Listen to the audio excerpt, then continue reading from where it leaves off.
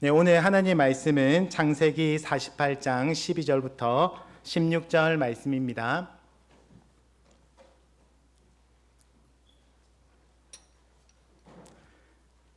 창세기 48장 12절부터 16절 말씀을 교독으로 번갈아 가면서 읽도록 하겠습니다. 요셉이 아버지의 무릎 사이에서 두 아들을 물러나게 하고 땅에 엎드려 절하고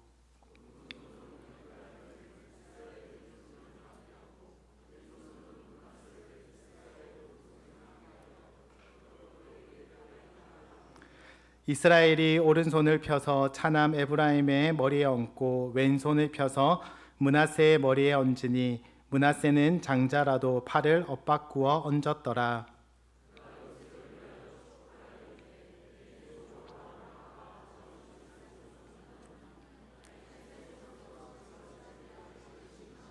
함께 읽겠습니다. 나를 모든 환난에서 건지신 여호와의 사자께서 이 아이들에게 복을 주시오며 이들로 내 이름과 내 조상 아브라함과 이삭의 이름으로 칭하게 하시오며 이들이 세상에서 번식되게 하시기를 원하나이다. 아멘. 이번에 수요 특별 저녁 기도에 인생 본문으로 설교하자라고 해서 고민을 많이 했습니다. 인생 본문이 뭘까 고민하다가 제가 가장 힘든 시간을 보낼 때에 저에게 힘이 된 성경 인물에 대한 말씀을 나누면 좋겠다 생각하고 오늘 그 인물에 대해서 나누려 합니다. 저는 야곱을 좋아합니다.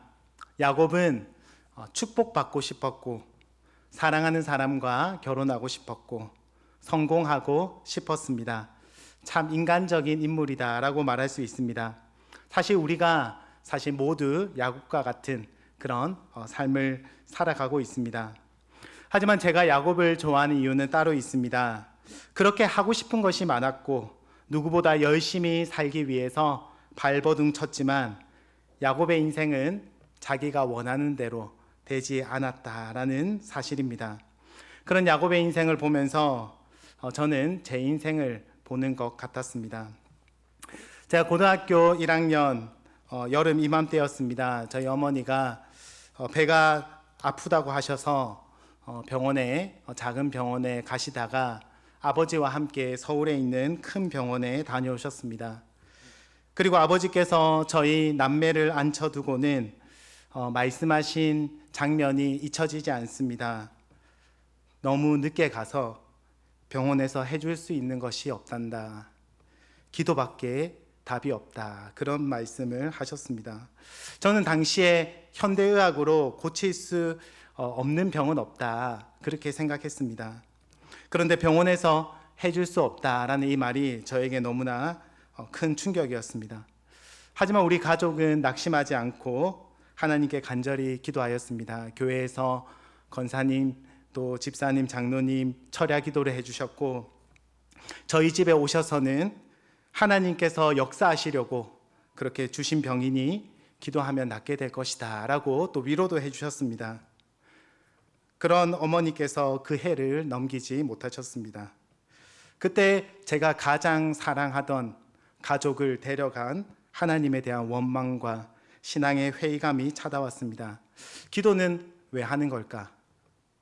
예배는 왜 드려야 되나? 이런 생각이 들었습니다. 그리고 채 반년이 지나지 않아서 제가 수학여행 갔다가 온 이후에 몸이 안 좋아서 근처에 중형병원에 그렇게 갔습니다. 용인으로 치면은 강남병원과 같은 제법 큰 병원이었습니다. 그런데 그 병원에서 더 큰 병원으로 가라 그렇게 이야기하는 것입니다. 도대체 얼마나 큰 병원으로 가야 되나? 그래서 부산에서 가장 큰 대학병원 응급실로 갔습니다. 그리고 그날 백혈병 진단을 받았습니다. 그로부터 약 1년 동안 수차례 골수 검사와 그리고 4차례에 걸친 그런 항암 치료를 받게 되었습니다. 저는 이런 인생을 살고 싶지는 않았습니다. 저를 이렇게 인도한 하나님께 기도하고 싶지도 않았고 예배 드리고 싶지도 않았습니다. 앞으로 내 인생이 어떻게 될까 두렵고 막막하고 걱정이 되었습니다. 그때 제 눈에 야곱이 들어왔습니다. 제가 감사하게도 야곱을 보면서 저보다 더 불행한 것 같아서 좀 감사했습니다. 야곱은 그의 인생을 보니까 가장 사랑했던 엄마와 생이별을 하였습니다. 그리고 다시는 그 엄마를 만나지 못했습니다. 그리고 사랑하는 사람과 결혼하는 것 같았지만 가장 먼저 사랑하는 아내를 떠나 보내야 했습니다. 눈에 넣어도 아프지 않은 아들을 금이야 오기야 그렇게 키웠는데 못된 짐승에게 찢겨 죽었습니다. 이제 사랑하는 그녀가 낳은 아들, 마지막 그 한 아들만 남았는데 하나님은 그 아들마저 빼앗아 가시려고 그렇게 달라고 말씀하셨습니다. 야곱은 하고 싶은 것도 많고 꿈도 많고 그렇게 원하는 것도 많았지만 그의 인생은 자기가 원하는 대로 살 수가 없었습니다. 어떻게 보면은 참으로 비극적인 삶을 살았다라고 말할 수 있습니다. 그런 야곱이 좋았습니다. 저보다 더 불행한 야곱을 보면서 위로를 받았습니다. 저는 그런 야곱을 생각하고 묵상하면서 한 가지 궁금했습니다. 사랑하는 이를 잃고 또 잃은 그의 마지막 모습은 어떨까? 그런 궁금증이 들었습니다. 예전에는 그냥 지나쳤던 그의 마지막 인생의 모습이 눈에 들어왔습니다. 야곱이라면은 낙심하고 절망하고 우울감 속에서 실패하고 그렇게 인생이 끝나버려도 이상하지 않을 것입니다.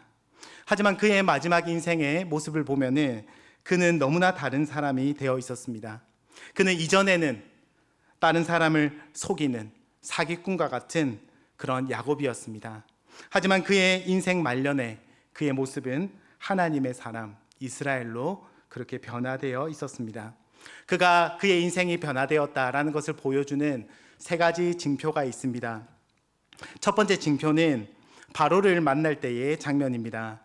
야곱은 애굽 땅에 와서 바로를 만나게 됩니다. 여러분, 바로가 어떤 사람입니까? 당시 세계 최강대국의 왕이었으며 사람들은 그를 가리켜서 태양신의 현현이다라고 부를 정도의 힘과 권력을 가졌던 사람이었습니다. 야곱이 그 바로를 만나서 여러분 무엇을 하고 있는지 아십니까? 창세기 47장 7절 말씀에 보시면은 요셉이 자기 아버지 야곱을 인도하여 바로 앞에 서게 하니 야곱이 바로에게 축복하매. 여러분, 지금 누가 누구를 축복하고 있습니까? 야곱이 바로를 축복하고 있습니다. 여러분, 야곱은 원래 어떤 사람입니까? 축복받기 위해서 형을 속여서라도 축복받기 위해서 그렇게 발버둥 치던 사람이 바로 야곱이었습니다. 그런데 그 야곱이 세계에서 가장 부유하고 힘과 권력을 가졌다라고 이야기하는 그 바로를 축복하는 그런 사람이 되어 있습니다. 그는 더 이상 다른 사람의 복을 빼앗는 사람이 아니라 세상에서 가장 높고 부유한 자도 축복하는 그런 영적인 거장이 되어 있는 것을 성경은 보여주고 있습니다. 그가 변화되었다라는 두 번째 증거는 요셉의 두 아들에게 손을 엇갈라서 그렇게 축복하는 장면입니다. 눈이 나쁜 것은 이 집안의 유전이었던 것 같습니다. 요셉은 눈이 잘 보이지 않는 아버지께 자신의 아들들을 데리고 와서는 축복해 달라라고 이야기합니다. 장자인 므낫세는 아버지의 오른쪽 편에 앉히고 차자인 둘째인 에브라임은 아버지의 왼쪽 편에 그렇게 앉혔습니다. 당연히 아버지가 손을 그대로 뻗어서 그 아들들을 축복할 것이다 라고 생각하였기 때문입니다. 그런데 오늘 성경을 보니까 아버지가 손을 엇갈라서 그렇게 축복하는 것입니다. 요셉이 그 모습을 보고는 놀라면서 그렇게 아버지에게 이야기합니다. 아버지, 여기가 장자입니다. 아버지의 오른손이 있는 곳이 장자입니다. 손을 바로 하고 그렇게 축복해 주십시오 라고 그렇게 다급하게 아버지의 손을 바르게 하려고 하였습니다. 그때 야곱이 무엇라고 말합니까? 아이고 아들아, 내가 눈이 침침해서 잘 보지 못해서 실수할 뻔했다, 이렇게 말한 것이 아니라 야곱은 이렇게 이야기합니다. 19절 말씀에 그의 아버지가 허락하지 아니하며 이르되 나도 안다, 내 아들아 나도 안다. 저는 이 말씀을 읽을 때마다 전율을 느낍니다. 여러분, 평생을 평탄하게 살았던 야곱의 아버지 이삭은 끝내 보지 못하였습니다.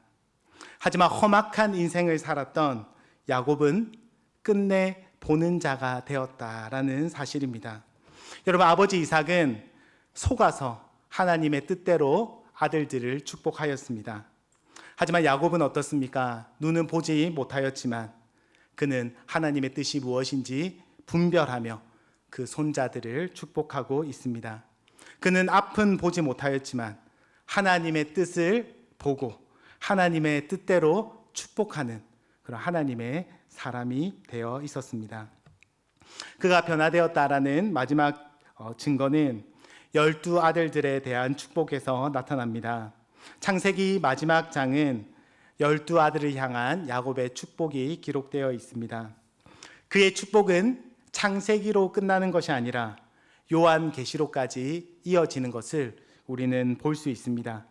특별히 유다를 향한 그런 야곱의 축복은 예수 그리스도를 예언하고 있으며 그 예수 그리스도를 통하여서 그 야곱의 축복을 우리가 누리고 있다라는 것을 우리는 깨닫게 됩니다. 여러분, 야곱은 더 이상 다른 사람을 속여서 축복을 빼앗는 사람이 아니라 온 세상 가운데 하나님의 뜻을 알리고 하나님의 축복을 전하는 하나님의 사람, 영적인 거장이 되어 있었습니다. 그의 인생을 보면은 인생이 꼬이고 불행한 인생만 산 줄 그렇게만 보입니다. 하나님은 그에게서 빼앗아 가는 분처럼 보입니다. 하지만 하나님은 그의 마지막을 우리에게 보여주십니다. 그는 불행한 인생으로 그렇게 인생을 마무리하고 있는 것이 아니라 축복된 인생을 살았다라고 성경은 증언하고 있습니다. 하나님은 그에게서 빼앗아 가는 분인 줄 알았는데 성경은 하나님이 결국 그의 인생을 채워주셨다라고 말씀하십니다. 그는 축복받을 자격이 없는 축복을 빼앗는 사람이었지만 하나님은 그로 말미암아 천하 만민이 복을 누리게 하셨습니다. 여러분, 그 비결이 무엇일까요? 야곱은 처음에 악착같이 살았습니다. 그래야 잘 살 수 있다. 둘째로 태어나서 악착같이 그렇게 발버둥 쳐야지 내가 내 인생 잘 살 수 있다라고 생각하고 누구보다 열심히 움켜쥐기 위해서 살았습니다. 태어나면서부터 형의 뒤꿈치를 잡기 위해서 악착같이 살았고 장자권을 움켜쥐기 위해서 그렇게 악착같이 살았고 그리고 자기가 사랑하는 여인을 그렇게 얻기 위하여서 그렇게 발버둥 치며 살았습니다. 그리고 더 부자가 되기 위해서 그렇게 발버둥 치며 야곱은 살았습니다. 그래야지 내 인생이 의미 있고 가치 있을 것이다 라고 생각하며 그렇게 살았습니다. 하지만 그러면 그럴수록 그는 잃게 되었습니다. 사실 그는 상실감과 낙심 그리고 절망에 빠져서 인생을 마무리해도 이상하지 않은 그런 인생을 살았습니다. 하지만 그는 마침내 자신뿐 아니라 다른 사람을 축복하는 온 열방을 축복하는 그런 하나님의 사람의 삶을 살게 됩니다. 그런 야곱을 보면서 저도 소망을 가지게 되었습니다. 내 인생 이대로 끝나지 않을 수 있겠다. 복된 인생을 살고 싶다. 그런 생각을 하게 되었습니다. 그럼 여러분, 야곱이 어떻게 그렇게 복된 인생을 살 수 있었을까요? 그 비결이 무엇이었을까요?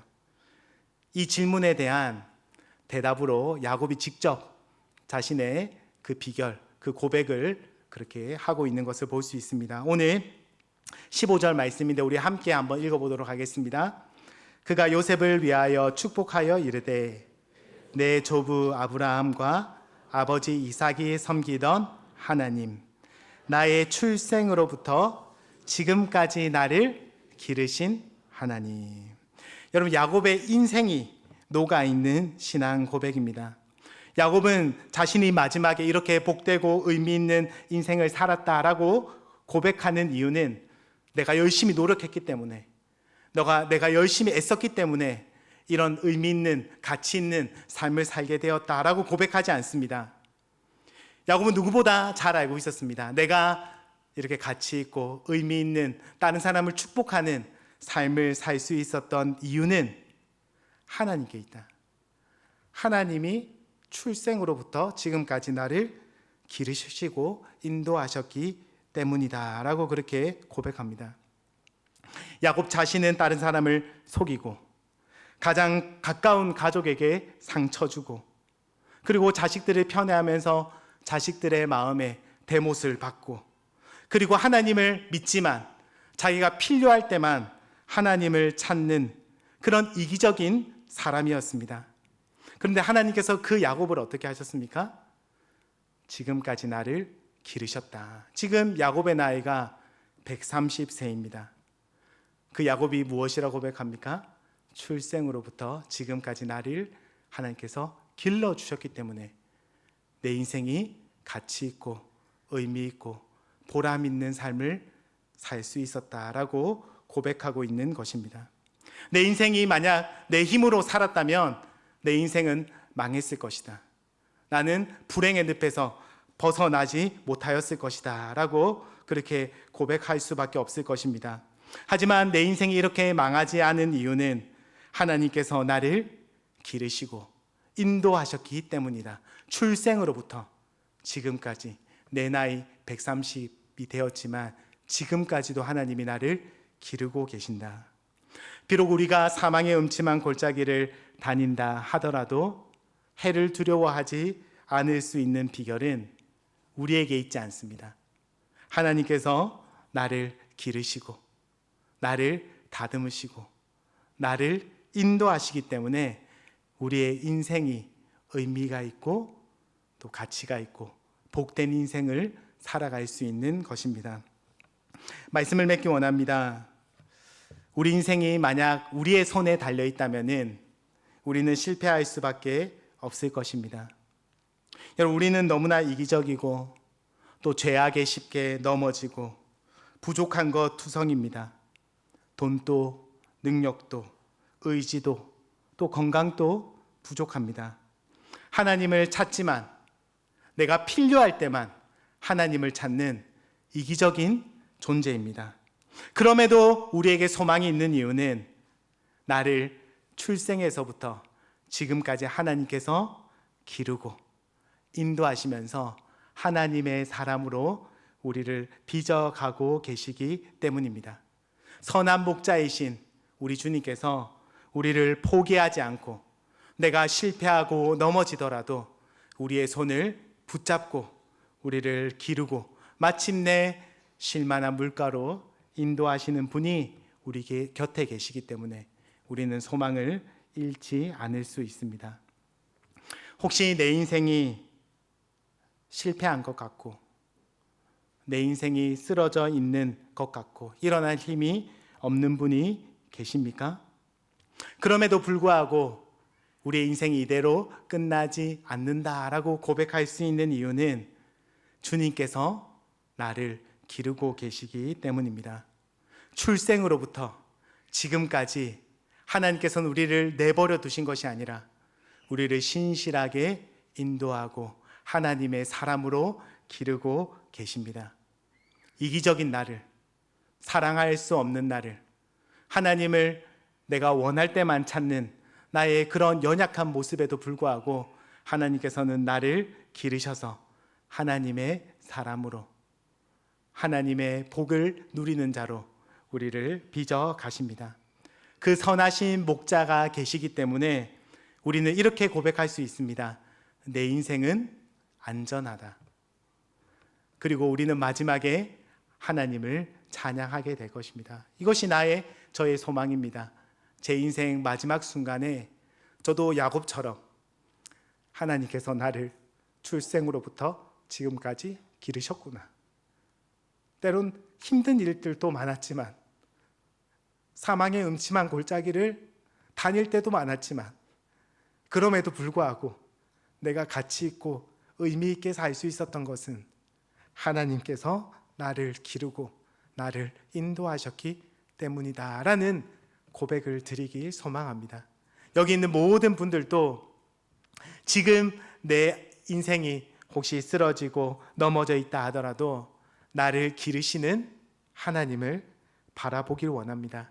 그 주님을 바라볼 때에 우리는 다시 찬양할 수 있고 하나님 앞에 기도할 수 있고 일어날 힘을 얻게 되기 때문입니다. 나를 기르시는 목자이신 그분을 다시 한 번 더 바라보고 그분께 우리의 인생을 맡겨드리는 저와 여러분 되시기를 주님의 이름으로 축복합니다.